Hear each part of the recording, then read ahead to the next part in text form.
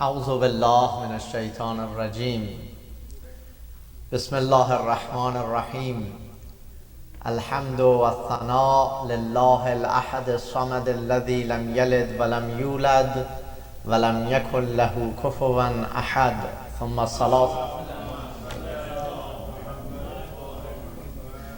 الصلاة والسلام على النير الأعظم ونتيجة العالم أبي القاسم المصطفى محمد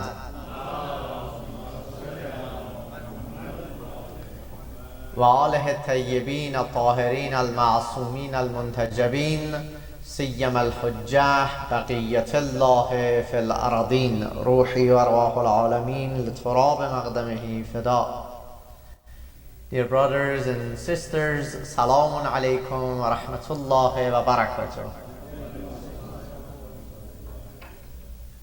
Advise myself and all of us to taqwa.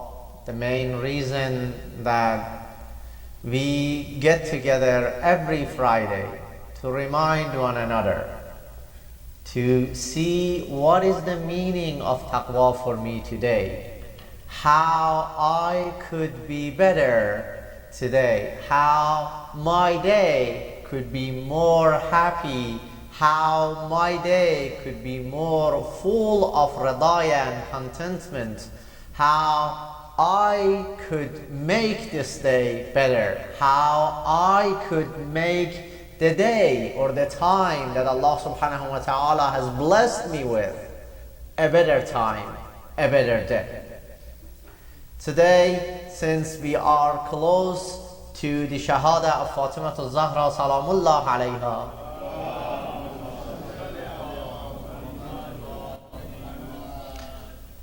in the first khutbah, I'm going to share one hadith from Fatimah al-Zahra Salamullah alayha.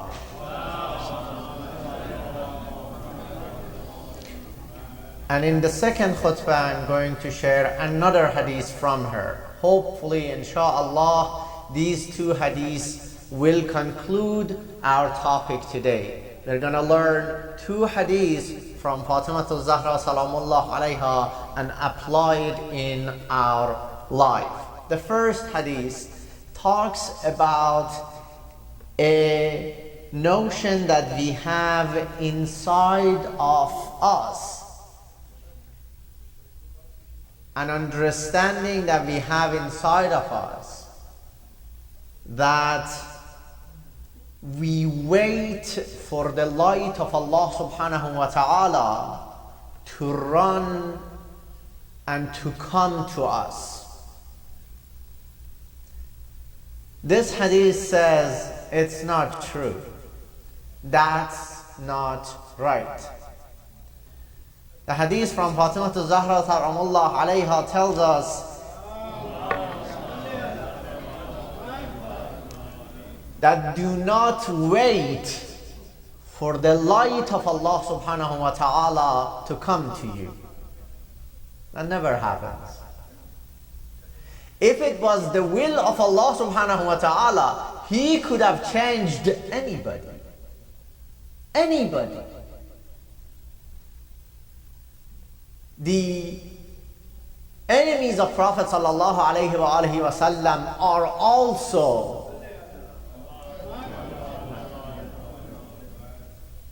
makhluqat and the creations of Allah subhanahu wa ta'ala, who He could change them all. Right? So the hadith tells us this notion, this understanding that you sit and you hope that one day the light of Allah subhanahu wa ta'ala will come to my heart and I will change. That's not right. That's not right. It says, even in the Quran, it says, Allahu nuru samawati wal ard. What is the meaning?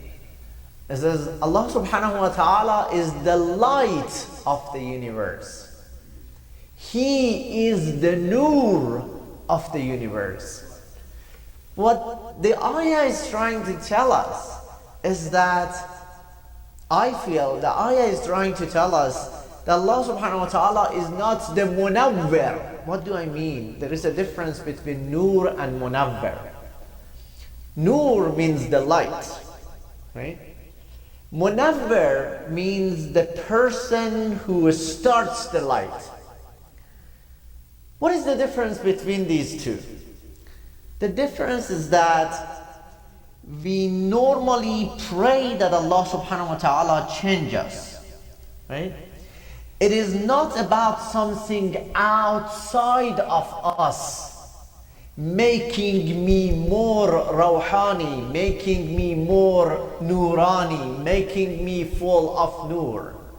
We always think that something outside of ourselves is going to come and make me more nurani. Whether it is Allah subhanahu wa ta'ala, or Fatima Zahra salamullah alayha, or Prophet sallallahu alayhi wa alihi wa sallam, or our Amma alayhi salam, we think that they are coming to bring this light inside me. So we wait that inshallah one day this will happen. That's not true. The light does not start from outside.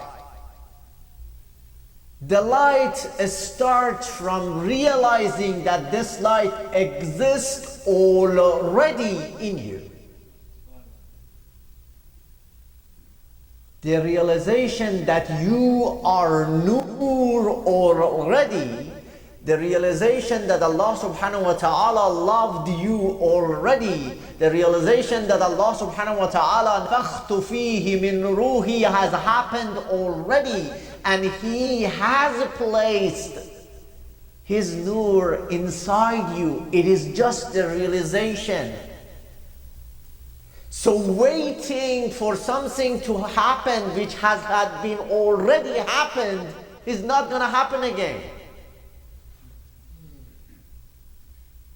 I hope I'm able to cross my point and mention the difference between waiting for the nur to come and realizing that the nur is already there. The fitra is already there. The nafakhtu fihi min ruhi is already there. When Prophet sallallahu alayhi wa alihi wa sallam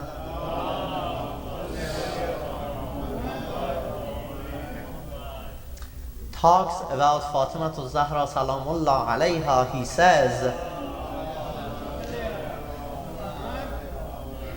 says, Amma ibnati Fatima. He wants to talk about his daughter, and he says, Mata qamat fi mihrabiha.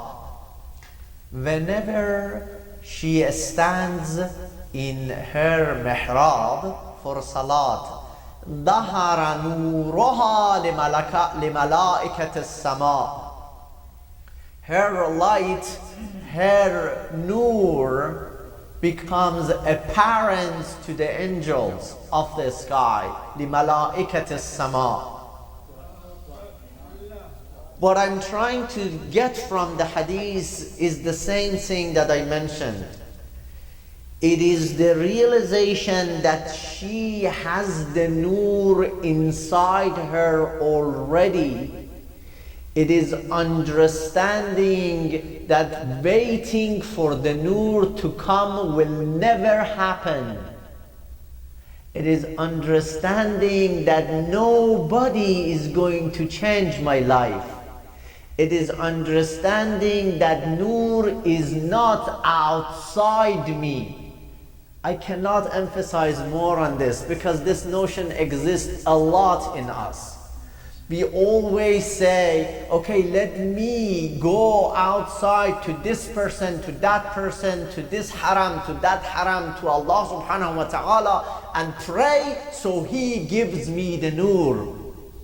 But in reality, it's the other way around. The fitra and the nur is already there. It is the realization which to understand that this creation of Allah subhanahu wa ta'ala is loved by Allah subhanahu wa ta'ala, so now you have the nur.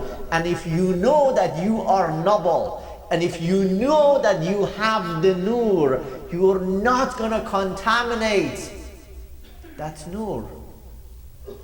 So avoiding sin becomes much easier, because if you have a clean, beautiful, full of light house, who wants to make it dark? Who wants to make it dirty? Who wants to contaminate something that is pure? It's not like that. What I'm trying to say here is, again, the realization that it is not about something outside of you making you more nurani. It is about seeing the nur that Allah subhanahu wa ta'ala has given you already. This was the first hadith that I wanted to share. I wanted to make my first khutbah a little bit shorter, so I have enough time for the second hadith, which is longer, so we will cover it inshallah in the second khutbah. I ask Allah subhanahu wa ta'ala to help all of us realize that the nur that He has given us is enough for moving and for being the best and one of the best of His Ubbad. Barakat salawat ala Muhammad wa ali Muhammad.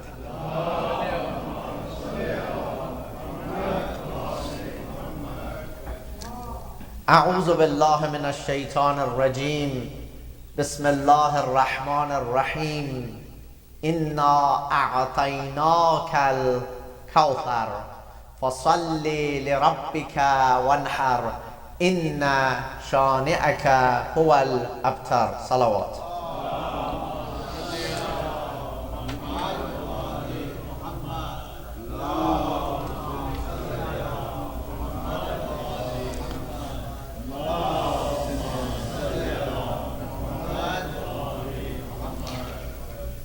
أعوذ بالله من الشيطان الرجيم. بسم الله الرحمن الرحيم.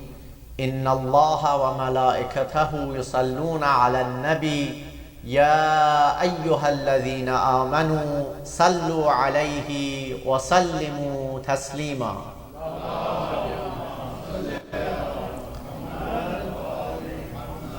اللهم صل وسلم على علي أمير المؤمنين وفاطمة الزهراء سيدة نساء العالمين وحسن بن علي المجتبى وحسين بن علي الشهيد بكربلاء وعلي بن الحسين السجاد ومحمد بن علي الباقر وجعفر بن محمد الصادق وموسى بن جعفر الكاظم وعلي بن موسى الرضا المرتضى ومحمد بن علي الجواد وعلي بن محمد الهادي والحسن بن علي العسكري والخلف القائم المنتظر المهدي.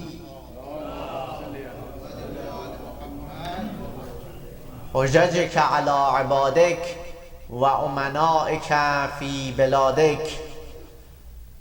Again, I advise myself and all of us to taqwa through this hadith of the life of Fatima al-Zahra salamullah alayha and Imam Ali alayhi salam.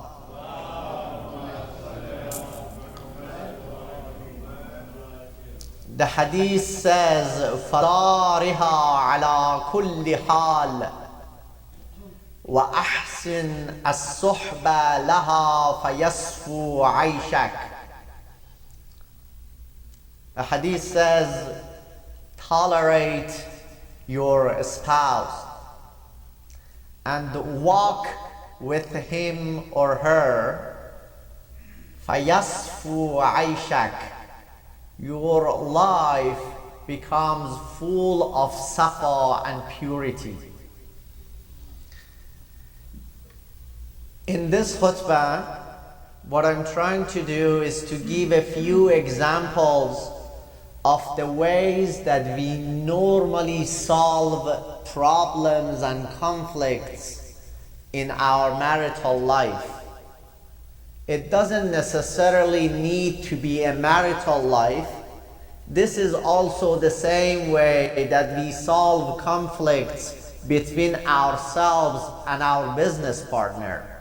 This is the same way that we solve conflicts between father and son, father and daughter, between all of the brothers and sisters. This is the same way that we normally try to solve conflicts. What I'm trying to do here is to give the example of how we normally solve the conflict and why it is not working, and give you an alternative that inshallah hopefully works better. Is the topic clear? Yes? Recite the salawat.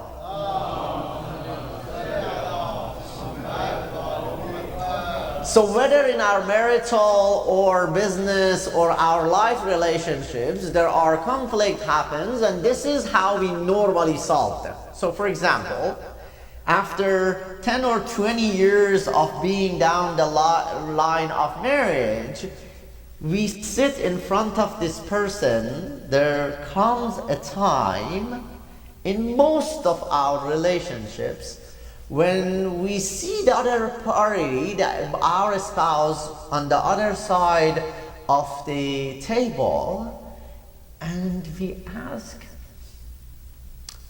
who is this person that I have spent like 20 years of my life with? Maybe I don't like the way that he works a lot. Maybe I don't like the way that she trains and teaches the kids. Maybe I don't like the way that he eats with his mouth open. Maybe I don't like the way that she is not active. Maybe I don't like the way that he speaks with other females. Maybe I don't like the way that she wears her clothes. Maybe I don't like the way that he puts importance on only food and friends and money. Maybe I don't like the way that she spends money freely. Maybe I don't, maybe.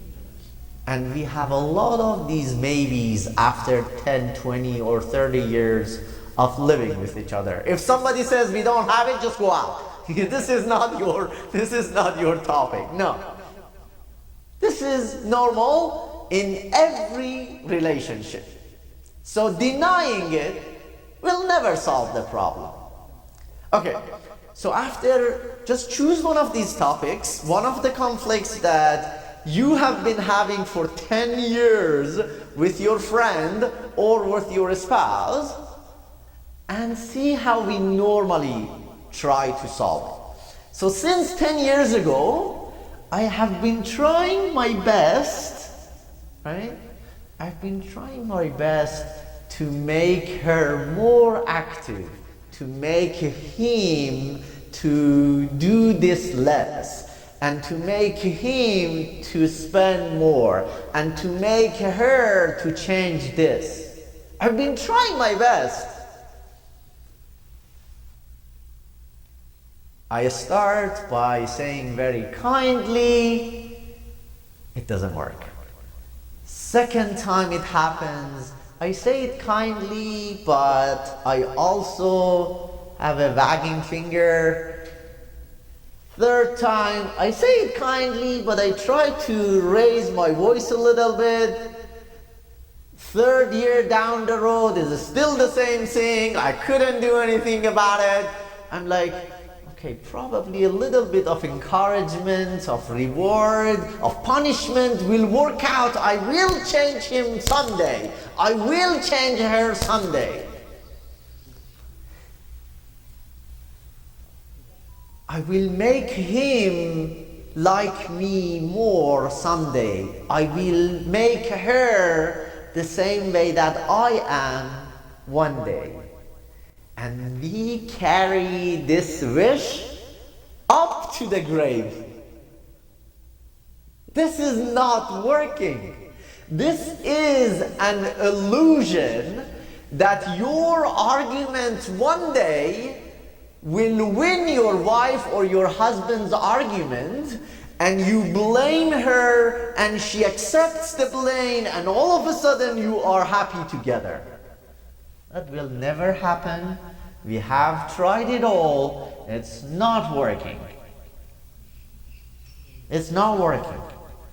Here are 2 points that may help. So the way that we normally go about these relationships is that, we have these fantasy of two becoming one. You have seen a lot of movies about it, pictures, and like two birds, now it's one. We have been we before, now it's only one. There is no me and you anymore.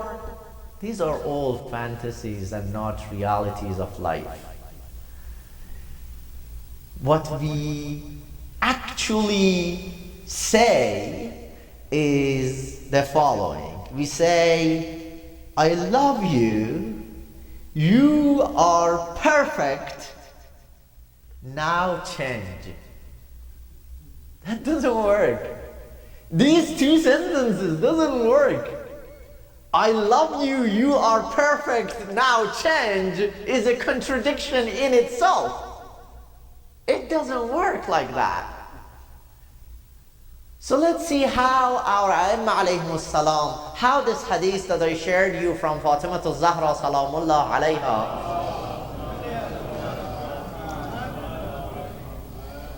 how this hadith helped Imam Ali alayhi salam and Fatima al-Zahra salamullah alayha to be with each other better.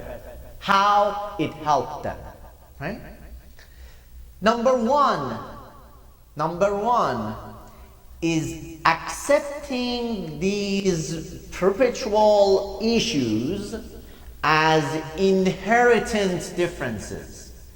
Accepting that you are different. That this is the way that Allah subhanahu wa ta'ala has created you both. I'm not saying all of the problems are like that. I'm saying most of the problems that you have been trying to solve them 10 years and it's not solving and he is not changing and you are not changing, you just need to change your path. You need to understand that these are different people. Allah subhanahu wa ta'ala in Quran says, Ya ayyuhan nas, inna khalaqnakum min dhakarin wa unsa. It's like, I am proud that I made you different. It's like, I am proud that I brought this diversity inside you. I am proud that I made this female and this male with different emotions, with different characters, with different mentalities.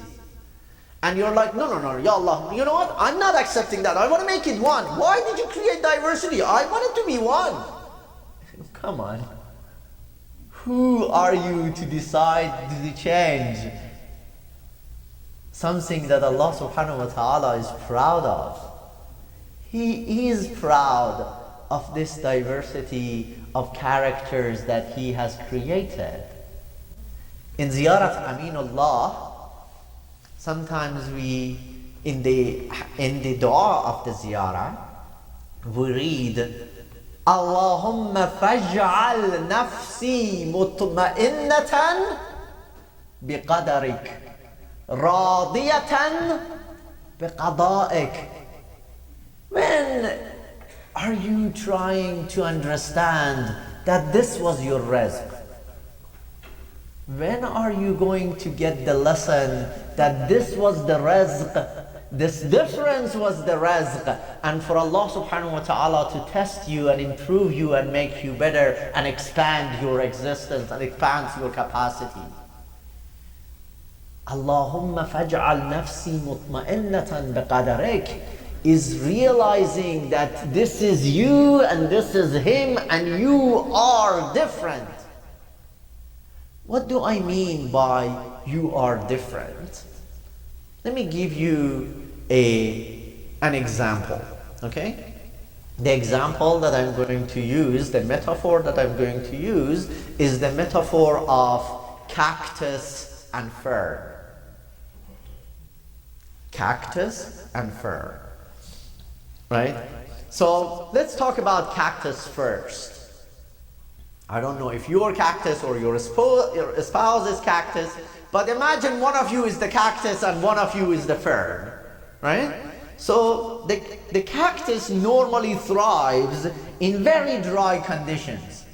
And these dry conditions, imagine that these dry conditions like is the emotional dry conditions, emotionally, like meaning they can go longer without like frequent closeness and intimacy and reassurance, and less emotional. In Farsi we say sard mizaj, they are colder. Right? They don't need a lot of emotions. They don't need this atmosphere of too much like closure and reassurance and intimacy, right?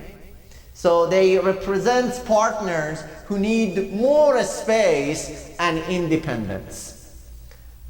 So this is its system, right?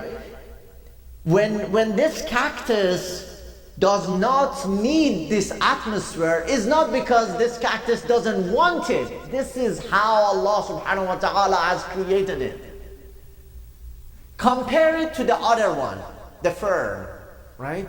Which literally needs a full moisture atmosphere. It needs water all the time. It needs to get surrounded with all of these different plants. So imagine a fight between this cactus and this fern, one trying to convert another to be cactus or to be fern. Tell me, when this fight can be over? Never. Never. This fight can continue until death. Until one of these two starts to realize this is one of the creations of Allah subhanahu wa ta'ala that needs more independency, less closure, less intimacy. And that is another creation of Allah subhanahu wa ta'ala. As soon as these two started to realize that they are different, and Allah subhanahu wa ta'ala was proud of the diversity between them, a lot of these conflicts are going to be solved. As soon as this person realized that this is my rizq, I have to be satisfied with my rizq. You know, sometimes we try to pray too hard to change things. But most of the times we should pray too hard to accept the things that we are not able to change. Accepting the things that you are not able to change and being radi is as wise as changing the things that you are able to change. Let me repeat that. Accepting the things that you are not able to change.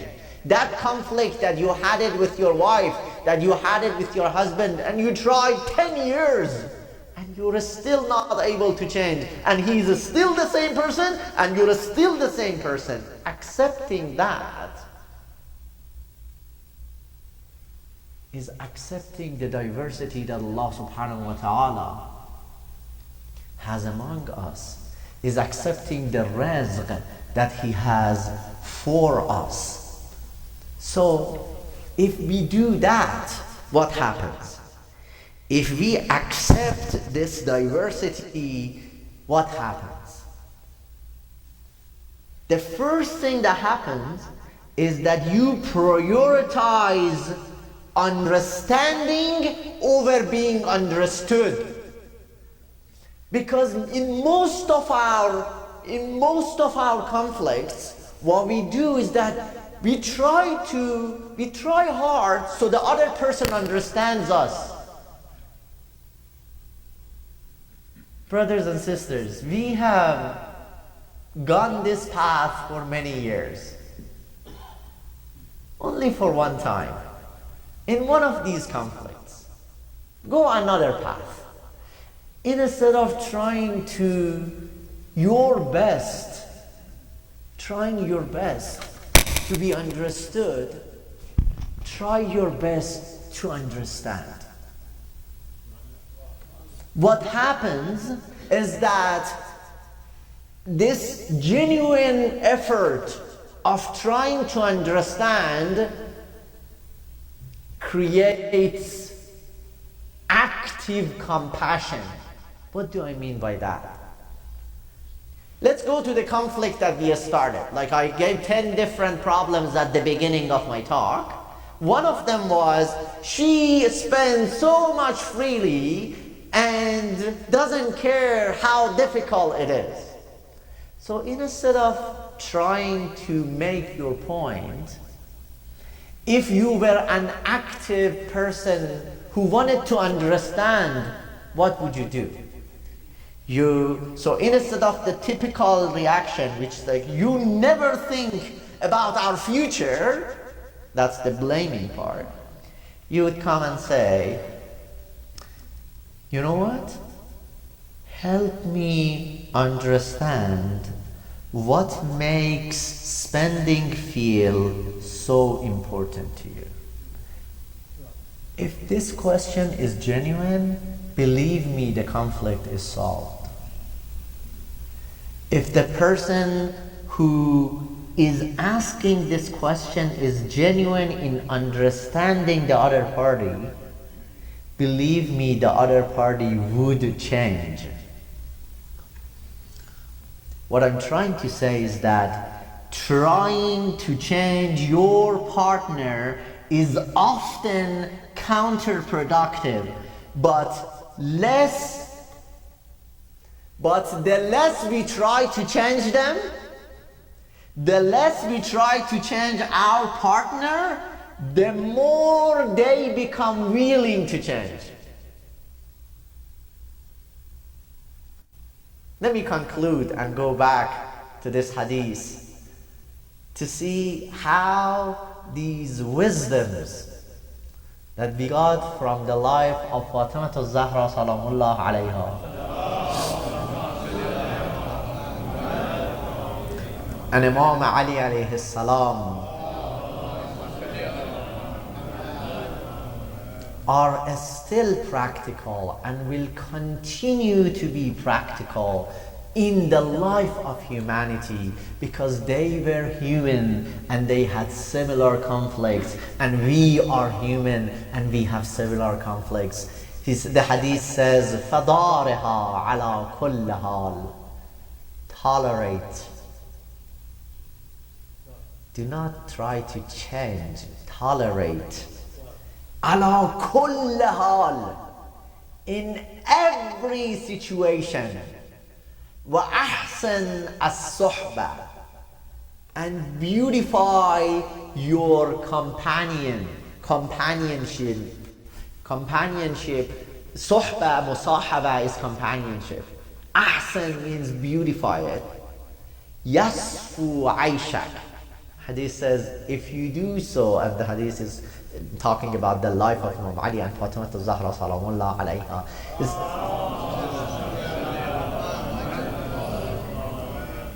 if you do so, yasfu aishak. Aish is life, means that your life becomes purified. What does that mean? Imagine a glass of water. Conflicts are the dirts in that glass of water, here and there. Nobody likes to look at it.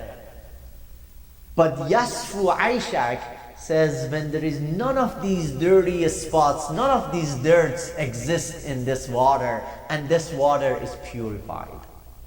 I ask Allah subhanahu wa ta'ala to help all of us to realize that our spouse are our rizq.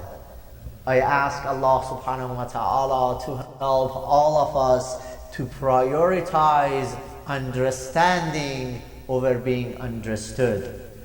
I ask Allah subhanahu wa ta'ala to help all of us to have our A'imma alayhim salam and the life of Fatimatu Zahra salamullah alayha and Imam Ali alayhi salam as our role model. Barakat salawat ala Muhammad wa ali Muhammad.